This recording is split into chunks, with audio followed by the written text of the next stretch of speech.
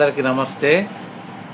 ఒక్క నిమిషం ఈ ఎండాకాలంలో కరెంటు పోతే ఆ ఎలక్ట్రిసిటీ డిపార్ట్మెంట్ వాళ్ళని నా బుద్ధులు తిట్టుకుంటాం.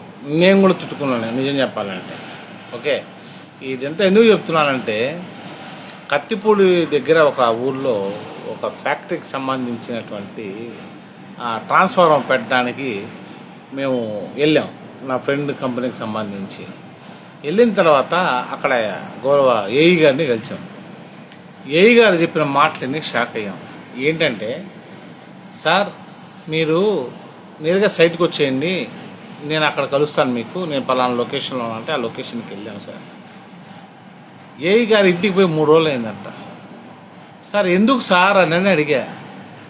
సార్ ఏం చేయాలి సార్, ఈ ఎండలో ఒక్క ట్రాన్స్ఫార్మర్కి 100 ఏసీలు నడవాలంటే 150 నుంచి 200 ఏసీలు నడుస్తున్నాయి సార్. ఓవర్లోడ్, దానివల్ల ట్రిప్ అయిపోతున్నాయి సార్. మేము భార్య బిడ్డను చూసి 3 రోజులు అయింది సార్. కట్ చేస్తే చూస్తే ఆడ లైన్ మ్యాన్లు, ఎలక్ట్రీషియన్స్, ఈ ట్రాక్టర్ నడిపేవాళ్ళు, ట్రాన్స్ఫార్మర్ తీసి రీప్లేస్ చేసేటటువంటి ఎలక్ట్రిసిటీ బోర్డు ట్రాక్టర్లు ఉంటాయి వాళ్ళు.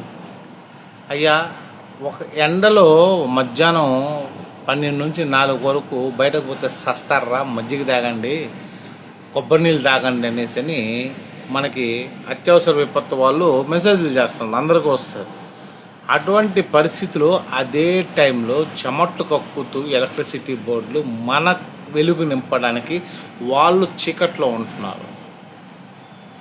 నిజంగా చెప్పాలంటే మనమందరం ఏసీ ప్రశాంతంగా పనుకున్నామంటే అక్కడ కొంతమంది నిద్ర లేకుండా పనిచేయడం వల్లే అన్నది నాకు నిన్న అర్థమైంది.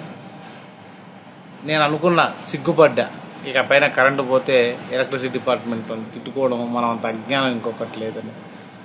అది టీజీ కావచ్చు, ఏపీ కావచ్చు, అంత ఎలక్ట్రిసిటీ డిపార్ట్మెంట్ వాళ్ళు, టెక్నీషియన్స్, లైన్ మ్యాన్లు, ఏఈ, డిఈ అందరికీ మీకు ఆ దేవుడు మంచిగా చూసుకోవాలి. That's all. Thank you. జై హింద్.